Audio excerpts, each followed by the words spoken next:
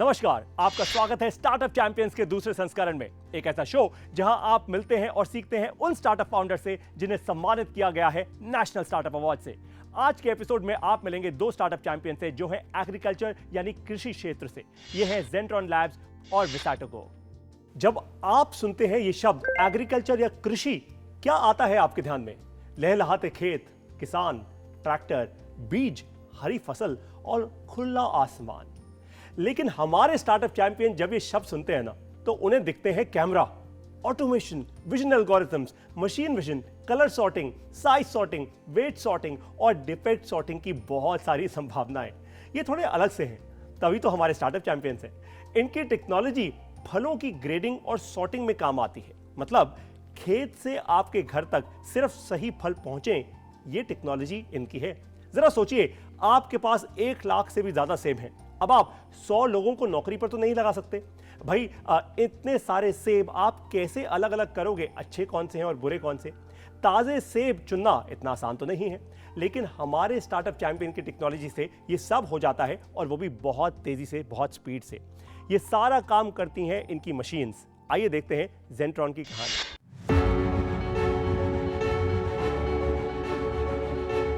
इस मशीन के पहले जो थे, किसान उसका फ्रूट्स को डायरेक्ट मार्केट में बेचता था बिना ग्रेडिंग का। उसको एवरेज प्राइस मिलता था और उससे उसको नुकसान ज़्यादा होता था। अभी हमारा ये मशीन यूज़ करने के बाद वो फ्रूट्स को ग्रेड कर पाएगा और वो डिसाइड कर पाएगा कौन सा ग्रेड को कहाँ पे अच्छा प्राइस मिलता है, उसको उधर बेच के उसको ज़्यादा पैसा मिलता है। इलेक्ट्रॉनिक ग्रेडिंग लाइन यूज़ करने से फ्रूट्स का डैमेज कम होता है। इससे पहले जो करते थे, जो हाथ में करते थे या एक मैकेनिकल ग्रेडर था उसमें करते थे, वो क्या होता था, फ्रूट को डैमेज करता था। इससे नुकसान कम होता है और ट्रेडर भी खुश है कि इस फार्मर से मैं अभी ज़्यादा खरीदूंगा। जिसके पास इलेक्ट्रॉनिक ग्रेडर है तो फार्मर को भी फ़ायदा है और जो खरीद रहा है उसको भी फ़ायदा है। हमारा ये लक्ष्य था कि इंडिया से और भारत से प्रोडक्ट्स बना के पूरे दुनिया के लिए भेजूं। इस साल में हमारा पहला एक्सपोर्ट ऑर्डर मिल गया। तो एक प्रोडक्ट, हमारा industrial product IMM series, first product हमने अमेरिका को एक कस्टमर को भेजा है। अगले 2-3 साल में हम एटलीस्ट हमारे जितने सेल्स आते हैं उसका कम से कम 30% बाहर से आना चाहिए। ये हमारा लक्ष्य है।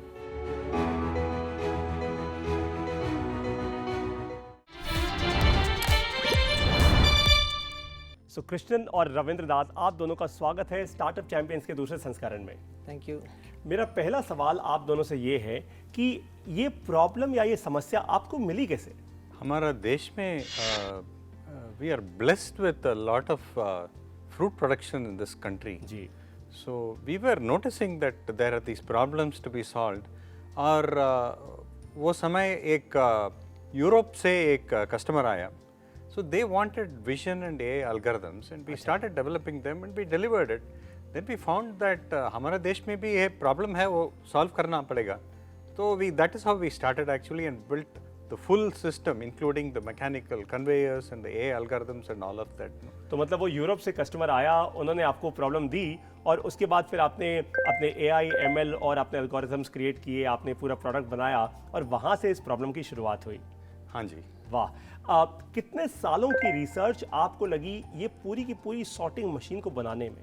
तो हमें ये करीबन 5 साल लगी है। तो हमारा पहला मशीन आप सोचो 2017 में हमने इंस्टॉल की थी जी। वहाँ से थोड़ी थोड़ी से हमें सीख के अब हमारा पूरा लाइन्स हम कस्टमर्स को सप्लाई कर रहे हैं। तो पूरे 5 साल लगी है हमें इस लेवल तक पहुंचने के लिए। तो हमारे दर्शकों को ये भी बताइए कि जो पहली मशीन बनी थी आपकी, भाई अब तो आपकी पूरी एक फुल फ्लेजेड मशीन है, लेकिन जो पहली मशीन बनी, क्या वो भी उतनी ही बड़ी थी जितनी बड़ी वो आज की मशीन है, या वो कुछ और छोटा एक MVP था, एक छोटी मशीन थी? नहीं, आप उसे MVP नहीं बोल सकते, बट हमारा पहला मशीन ही एक बड़ा प्रॉब्लम स्टेटमेंट जैसे आया था, जो इंडिया को एक बहुत बड़ा मौका था फ्रूट्स को एक्सपोर्ट करने के लिए रशिया को। और इंडिया में ये फैसिलिटी नहीं थी कि डिफेक्ट ग्रेड करके भेजना है। जो भी इधर से माल बेचते थे उधर सारा सड़ा हो जाता था, it is to get wasted जहाँ पे। तो उसको एट सोर्स में ही उसको डिफेक्ट फ्रूट्स को बाहर निकालना है, वो भी स्केल में करना है। तो उसके लिए टेक्नोलॉजी नहीं था। तो देन अभी एक बिना ऑर्डर का भी हमने शुरू किया, ताकि ये देश के लिए प्रॉब्लम है, हम उसको सॉल्व करना है। वाह, इतना किसानों का बड़ा प्रॉब्लम है, इतना हमारे पास है, फिर भी इतना टेक्नोलॉजी, फिर भी हम एक्सपोर्ट नहीं कर पा रहे। जी, तो वैसा हमारा कहानी शुरू हुआ। कमाल है। आपके कस्टमर्स कौन है? क्या डायरेक्टली किसान आपसे खरीदते हैं या फिर कोई और संस्थाएं हैं बीच में जो आपके साथ काम करती हैं और आप उनको अपनी मशीन देते हैं?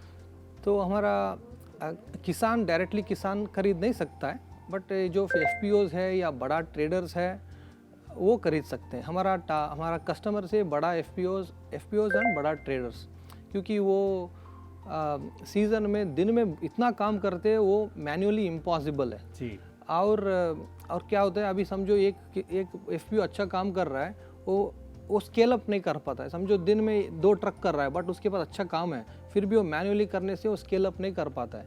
अभी हमारा मशीन ऑटोमेट करने से वो 10 गुना ज़्यादा काम कर सकता है एक ही सीज़न में। अरे वाह, तो मतलब जहां एक FPO 2 ट्रक ही लोड कर सकता था, आज वो शायद होता है 20 ट्रक लोड कर रहा हो, क्योंकि 10 गुना है। आपका बिजनेस मॉडल क्या है? आप पैसा बनाते कैसे हैं? हमारा बिजनेस मॉडल बहुत सिंपल है सर। जो ये मशीन इंडिया में नहीं बनती थी, हम इसको बना के बेचते हैं। We sell the machines. जी, और मशीन्स के साथ साथ, क्योंकि भाई आपकी ये पूरी मशीन है, पहले तो मुझे ये बताइए, क्या ये पूरी मशीन भारत में बनी है? कम्प्लीटली इंडिया में बनी है। हमारा ऑफिस बैंगलोर में ही, कंप्लीट डिज़ाइन सॉफ्टवेयर से लेके इलेक्ट्रॉनिक से लेके कंप्लीट इधर ही बनी है। तो इसका हार्ट है एल्गोरिथम सॉफ्टवेयर, वो इधर ही बनाते हैं। तो पूरा सॉफ्टवेयर आपने खुद लिखा और पूरा हार्डवेयर आप लोगों ने खुद क्रिएट किया है इस मशीन का। जब ये मशीन आप इंस्टॉल करते होंगे FPOs पर, और जब किसान या FPO के जो एम्प्लॉयज़ होते हैं जब इसको वो इस्तेमाल करते होंगे, क्या आप उनको ट्रेनिंग भी देते हैं? ज़रूर सर, ये तो टेक्नोलॉजी प्रोडक्ट है, तो उसके लिए हमें एक स्पेसिफिक पर्सन को हमको ट्रेन करना पड़ता है, कैसे चलाना है, क्या करना है, क्या नहीं करना है।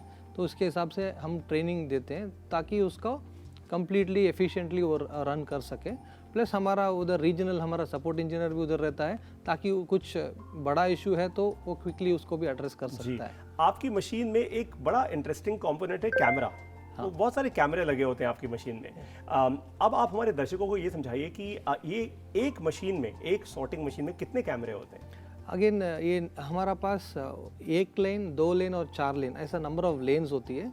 तो उसके हिसाब से 2 से लेके 10 कैमरा पर मशीन भी लग सकता है, depending on the machine size. और जब एक कैमरा से निकलता है कोई सेब या कोई और फल जब निकलता है, तो कैमरा अपने आप ही उसको देख लेता है, डिटेक्ट कर लेता है सारी चीज़ें। हाँ, ये थोड़ा कॉम्प्लेक्स टेक्नोलॉजी है, जैसे मैं सुना रहा हूँ। इसमें हमारा मशीन में 1 सेकंड में 11 फल को हम ग्रेड करते हैं। 1 सेकंड में 1 सेकंड में 11 फल, और एक फल का करीबन 40 इमेज निकलती है। 40 × 11, 1 सेकंड में उतना प्रोसेस करके उसको साइज, कलर, वेट और डिफेक्ट के हिसाब से हमको ग्रेड करना है। ये टेक्नोलॉजी हमने पहले बार 2017 में हमने ये क्रैक किया था इंडिया में। तो हमने MVP तब क्रैक किया था। अभी वो पूरा प्रोडक्ट करके हमारे पास अभी 10 से ज़्यादा कस्टमर से जो हैप्पीली यूज़ कर रहे हैं। कमाल की बात है, और बहुत बहुत बधाई हो आप लोगों को, क्योंकि आपको अपना पहला एक्सपोर्ट का ऑर्डर भी ऑफ कोर्स अब मिल चुका है। मेरा आखिरी सवाल आप दोनों से ये है कि लाखों भारतीय इस समय आपको सुन रहे हैं और देख रहे हैं स्टार्टअप चैंपियंस के दूसरे संस्करण में। आपका क्या संदेश है उनके लिए? वो भी बनना चाहते हैं आपकी तरह एंटरप्रेन्योर, क्या बोलना चाहेंगे आप उनको? सर, अभी इंडिया में इतना प्रॉब्लम्स है। आप अगर खेत में जाओगे, आप कोई किसान से बात करेंगे या कोई भी सेक्टर से बात करेंगे, इतना प्रॉब्लम्स है और इतना फॉरेन मेड इक्विपमेंट्स है। अब हमारे पास इतना इंजीनियर्स है, इतना प्रॉब्लम्स है जी। कोई बड़ा प्रॉब्लम को चुनो और चैलेंज ले लो, उसको भी इंडिया में बना के हम दिखाएंगे। वो एक अच्छा मौका रहेगा। ये मेरा मैसेज रहेगा बाकी स्टार्टअप। बहुत सही, एक बड़ा प्रॉब्लम लो और उस प्रॉब्लम को, भाई अगर आप इंजीनियर हो, इतने सारे लोग हैं, इतनी जनता है हमारे देश में, कोई भी सॉल्व कर सकता है। इस सेशन से आपके फायदे की 2 बातें हैं। सबसे पहली, कृषि का भविष्य है एग्रीटेक, यानी कृषि टेक। टेक्नोलॉजी जाननी बहुत जरूरी है, यानी कृषि में विज्ञान और टेक्नोलॉजी का समावेश, ये आपको समझना है। नंबर 2, अगर आपकी टेक्नोलॉजी से किसानों की मेहनत बच सकती है, उनके लिए खर्च कम हो सकता है, फसल की पैदावार बढ़ सकती है, तो आप कृषि क्षेत्र में प्रॉफिटेबल बिजनेस बना सकते हैं, और वो भी एक बड़े स्केल पे। अब तक आपने जाना टेक्नोलॉजी का इस्तेमाल कृषि क्षेत्र में, लेकिन कृषि क्षेत्र में लॉजिस्टिक्स का क्या? अगर आप जानना चाहते हैं कि कैसे टेक्नोलॉजी से कृषि बदल रहा है, तो मिलिए मुझसे इस छोटी सी ब्रेक के बाद। अब वक्त है एक ब्रेक का।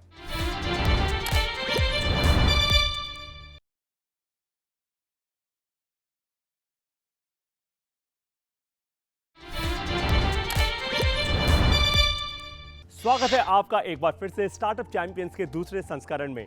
जरा सोचिए, आप एक किसान हैं, आपने कड़ी मेहनत की और अब आपकी पैदावार तैयार है मंडी जाने के लिए। लेकिन अब आता है सबसे मुश्किल काम।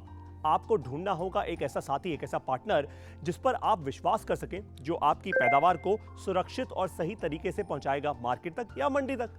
और सिर्फ यही नहीं, सोचिए जैसे आप खाना ऑर्डर कराते हैं मोबाइल पर और देख पाते हैं कि डिलीवरी करती हुई बाइक कहां तक पहुंची, कहां तक आ रही है, वैसे ही अगर आपकी फल या सब्जी या फसल कहां जा रही है वो अगर आप देख पाते तो कैसा होता। हमारे स्टार्टअप चैंपियन की टेक्नोलॉजी से अब ये सब कुछ मुमकिन है। आइए देखते हैं विसाटोगो की स्टोरी। विसाटोगो इनोवेशंस ये एक एग्रीटेक स्टार्टअप है जो रूरल मोबिलिटी और सप्लाई चेन मैनेजमेंट डोमेन में काम करता है। हमने 2 प्रोडक्ट बनाए हुए हैं। पहला ग्रामिक एक मोबाइल बेस्ड ऐप है जिसके थ्रू हमारे जो किसान हैं वो अपने आसपास के बाज़ारों का information, real time market information ले सकते हैं और उसी के थ्रू वो डिसीजन ले सकते हैं कि वो कौन से मार्केट में जाना चाहते हैं जिसमें उनको ज़्यादा प्रॉफिट मिलेगा। उसी के बाद हम लोग उनको गाड़ियाँ भी प्रोवाइड करते हैं, एक शेयर्ड व्हीकल सर्विसेज प्रोवाइड करते हैं जिसके थ्रू उनका जो पोस्ट हार्वेस्ट एक्सपेंडिचर होता है वो भी कम हो जाता है। जो सेकंड प्लेटफॉर्म हमने बनाया है उसका नाम है FMS और FPO मैनेजमेंट सिस्टम। जो FMS है ये हाईली कस्टमाइज्ड एक डिजिटल SaaS बेस्ड ऑफरिंग है जो हम लोग ये किसान उत्पादक कंपनियां होती हैं या FPOs होती हैं उनको ऑफर करते हैं, जिसके थ्रू वो अपनी सारी activities from seed to plate manage कर सकते हैं। हमने क्या किया, पहले प्रॉब्लम आइडेंटिफाई किया हमारे स्टेक होल्डर के साथ। प्रॉब्लम आइडेंटिफाई होने के बाद उसका जड़ क्या है वो प्रॉब्लम का वो फाइंड आउट किया। फाइंड आउट होने के बाद वो प्रॉब्लम को लेके उसके साथ में जो भी यूज़र्स आने वाले हैं तो उनके साथ एक को क्रिएशन वर्कशॉप लिया। उसके बाद जो भी UI उसका ठीक से बना सकते तो उसके हिसाब से हमने हमारा सिस्टम बिल्ड किया। उसको हमने इंडस्ट्री के साथ, फार्मर के साथ हमने उसको डिप्लॉय किया।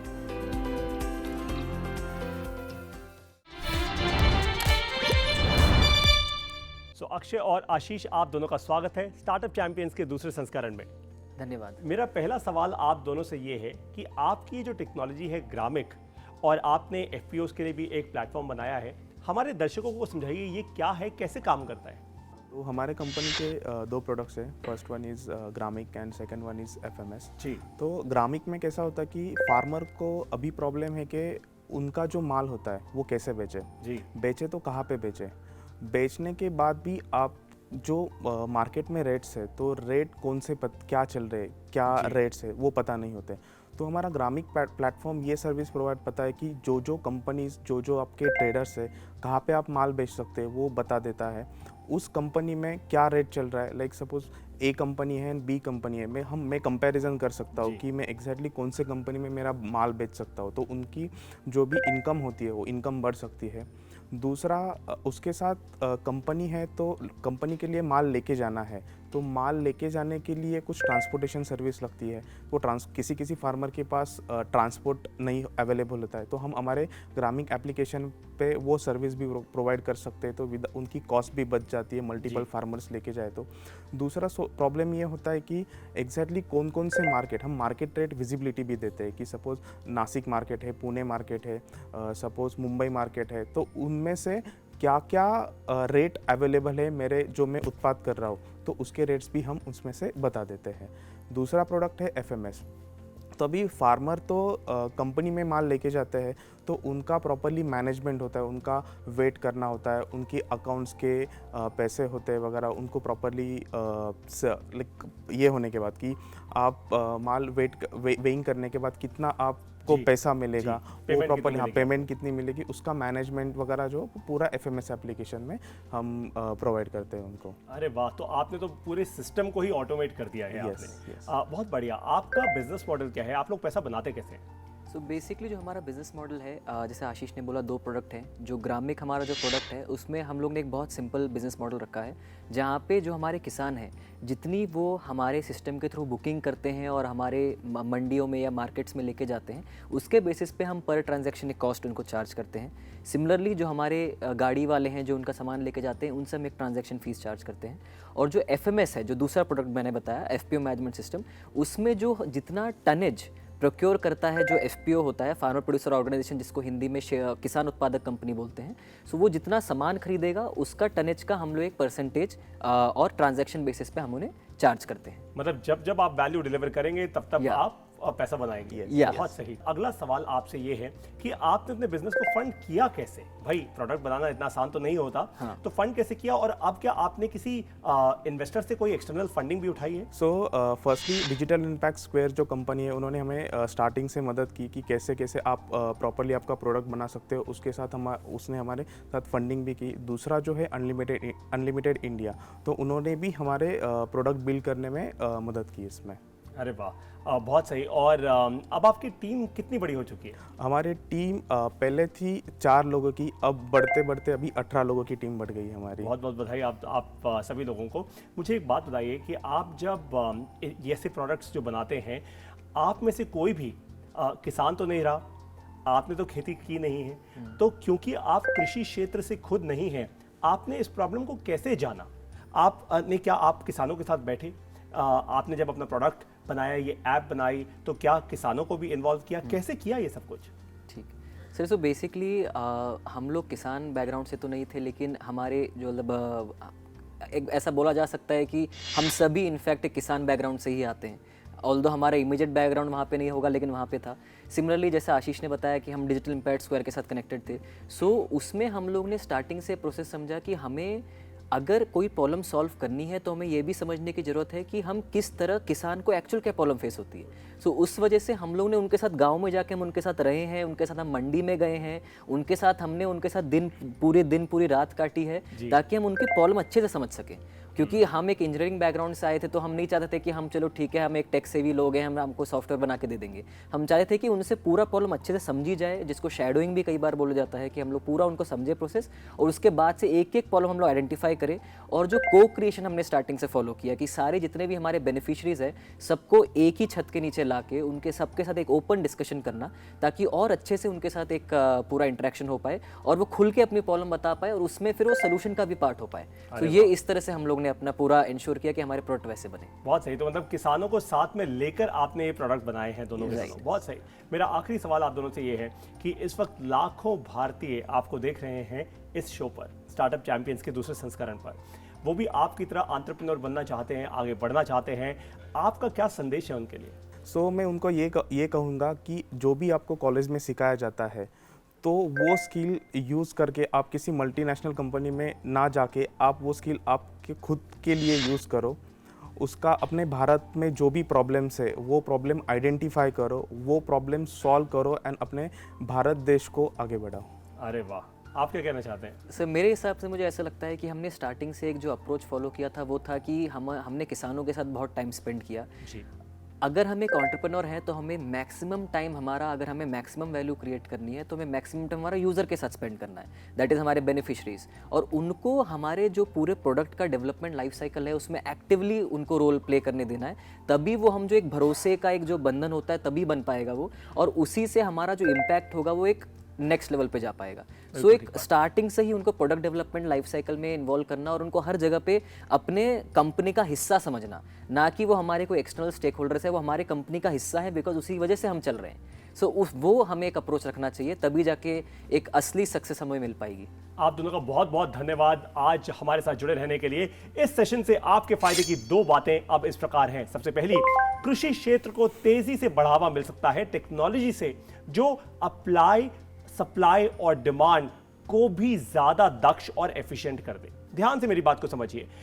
आप टेक्नोलॉजी तो समझ सकते हैं, लेकिन अगर आप उसको अप्लाई नहीं करेंगे तो सप्लाई और डिमांड को आप एफिशिएंट नहीं कर पाएंगे। नंबर 2, किसानों के लिए सही जानकारी और साधन का मिल पाना एक बड़ी चुनौती भी है, और आपके लिए बिजनेस की एक बड़ी संभावना भी है। तो अगर आप ये इंफॉर्मेशन इकट्ठी कर पाएं, ये जानकारी इकट्ठी कर पाएं, जैसे इन लोगों ने किया, आप भी एक लार्ज स्केल पे बिजनेस बना सकते हैं। हर समस्या एक संभावना भी है, निर्भर करता है कि आप उसे कैसे देखते हैं।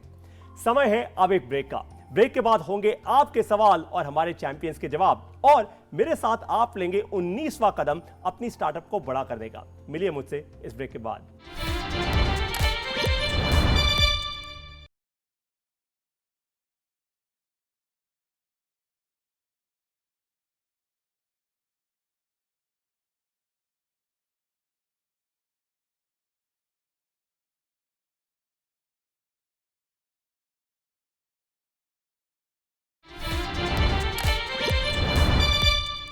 स्वागत है आपका एक बार फिर से स्टार्टअप चैंपियंस के दूसरे संस्करण में। अब बारी है आपके सवालों की और जवाब देंगे हमारे स्टार्टअप चैंपियंस। आप लोग तैयार हैं? तैयार है। कभी कभी बहुत कठिन सवाल आते हैं हमारे ऑडियंस से, तो तैयार रहिएगा पूरे के पूरे। अब आइए स्क्रीन पर और पूछिए अपना पहला सवाल। मेरा सवाल जेंट्रॉन लैब से ये है कि क्या आप अपने कस्टमर्स को अपने हार्डवेयर पर आफ्टर सेल सपोर्ट भी देते हैं? क्या ये भी आपके बिजनेस मॉडल का हिस्सा है? बहुत अच्छी सवाल है, क्योंकि हमारा मशीनरी कैपिटल इक्विपमेंट आती है तो उसके लिए हम ज़रूर आफ्टर सेल सपोर्ट देना है, क्योंकि ये फार्म एफपीओ में रहता है और सिर्फ साल में 3 या 4 महीने चलती है। उसके लिए हमको बिफोर सीज़न शुरू होने से पहले और सीज़न के बाद दोनों टाइम हमको सर्विस करना पड़ता है। और सेकेंड ईयर ऑनवर्ड से हमने कस्टमर्स हमारा एफपीओस को एएमसी देते हैं, जिसको एनुअल मेंटेनेंस कॉन्ट्रैक्ट सीज़न के पहले जितना भी पार्ट्स चेंज करनी है, सर्विस करनी है, हम करते हैं और उसके लिए थोड़ा चार्ज भी लगाते हैं। डिपेंडिंग वो वेरी मिनिमल कॉस्ट रहेगा अगर आप फॉरेन कंपनी से कंपेयर करोगे तो, बट उसको इतना हमें गारंटी देते कि उस सीज़न में उसका डाउन टाइम कम रहेगा, मशीन स्टॉप नहीं होगा। अगर एक दिन भी स्टॉप हो गया तो उसका पूरा ऑलमोस्ट सीज़न में जितना प्रॉफिट आएगा वो एक दिन में भी वो नुकसान हो सकते हैं। तो उसके लिए हम बहुत ध्यान रखते हैं सर्विस के ऊपर। मुझे उम्मीद है आपको मिल चुका होगा अपना जवाब। अब लेते हैं अपना दूसरा सवाल। आइए स्क्रीन पर और पूछिए अपना सवाल। मेरा सवाल वेस्टोगो के लिए है। आपकी टेक्नोलॉजी ने किसानों के लिए क्या फ़ायदा पहुंचाया है? अगर मैं नंबर्स की बात करूं तो काफ़ी ज़्यादा फ़ायदा किसानों को पहुंचा है। जो ग्रामिक प्लेटफॉर्म है हमारा, आज के तारीख में ऑलमोस्ट 3,500 एक्टिव फार्मर्स, उसका किसान वहाँ पे यूज़ करते हैं उस प्लेटफॉर्म को। हमारे प्लेटफॉर्म के थ्रू ऑलमोस्ट हम 1 से 50 से ज़्यादा जो कमोडिटीज़ है उसके हम लोग रेट, मार्केट इन्फॉर्मेशन किसानों को प्रोवाइड करते हैं। आज के तारीख में पिछले 2 से 3 सालों में हमने 3.5 lakh metric ton of produce ये किसानों से लेकर हमारे मार्केट यार्ड्स तक पहुंचाया है। और अगर मैं एवरेज टाइम सेव की बात करूँ, ऑन एन एवरेज 6 घंटे का टाइम प्रतिदिन किसानों का सेव होता है। और अगर इनकम की इंक्रीज़ की बात करूँ तो 7 से 12% इनकम उनकी हमने देखी है कि उनका इंप्रूवमेंट हुआ है इन टर्म्स ऑफ प्रॉफिटेबिलिटी। जो हमारा सेकंड प्लेटफॉर्म है जो एफएमएस या एफपीओ मैनेजमेंट सिस्टम, इसमें हम लोग अगर आप देखेंगे एट इट्स पीक हम लोग 1600 मेट्रिक टन ऑफ प्रोड्यूस दिन में हैंडल करते हैं। आज के तारीख में हमने ऑलमोस्ट 15,000 किसानों से ज़्यादा हम लोगों ने फार्मर्स का पूरा डेटा डिजिटाइज किया है और ऑलमोस्ट 650 करोड़ इतने का ट्रांजैक्शन हमारे एफपीओस को अनेबल किया है टू यू कैन से पूरा अपना एक प्लेटफॉर्म के थ्रू उन्होंने अनेबल करके दिया है हमने। बहुत बहुत धन्यवाद आप दोनों का आज हमें अपना समय देने के लिए। लर्निंग से ही होती है अर्निंग, आप तो जानते ही हैं। अब हम लेंगे 19वां कदम अपनी स्टार्टअप को बड़ा करने का, यानी how to start a startup का 19वां कदम। जो लोग समस्या ढूंढते हैं, उनका समाधान करते हैं, उन्हें आगे बढ़ाइए। यह है 19वां कदम। इसका सबसे पहला आपको स्टेप देता हूं। आपकी कंपनी अब बड़ी हो रही है, आपकी एक टीम बन चुकी है। अब आपकी टीम चाहती है कि आप उन्हें भी आगे बढ़ाएं। भाई तभी तो इंस्पिरेशन मिलेगी सबको, जब मोटिवेशन मिलेगी। प्रमोशन हो तो आखिर कैसे हो? अब बहुत सारे फाउंडर्स यही गलती कर जाते हैं। कहने को मेहनत तो सभी करते हैं और काम तो सभी अच्छा कर लेते हैं भाई, हर कोई अपने काम को सराहता है। टीम को प्रमोट करने का सबसे अच्छा तरीका है उन लोगों को आगे बढ़ाओ जो सबसे ज्यादा अच्छी समस्याएं ढूंढे और सबसे अच्छे समाधान आपके पास लेकर आए। क्या सीखा आपने आज के एपिसोड से, बताइए आप मुझे। अपनी वीडियोस अपलोड कीजिए सोशल मीडिया पर #StartupChampions2 के साथ। अगले एपिसोड में आप मिलेंगे स्पेस इंडस्ट्री के स्टार्टअप चैंपियन से। स्टार्टअप चैंपियंस के दूसरे संस्करण से सीखकर भारत को आगे बढ़ाने के लिए आपका बहुत बहुत धन्यवाद। जय हिंद। पहले दिनों में सैटेलाइटों का मास बहुत बिग होता है, सो इसीलिए तो उसके रॉकेट भी बहुत बड़े होते हैं जी। लेकिन आजकल इलेक्ट्रॉनिक्स के साथ सैटेलाइट भी बहुत श्रिंक हो गया। तो ये सिर्फ एक ट्रांसपोर्टेशन बिजनेस है। हम पॉइंट A ग्राउंड को मानते हैं और पॉइंट B स्पेस को मानते हैं। बस एक जगह से एक जगह लेके जाके चीज़ को देते हैं और उसके पैसे लेते हैं।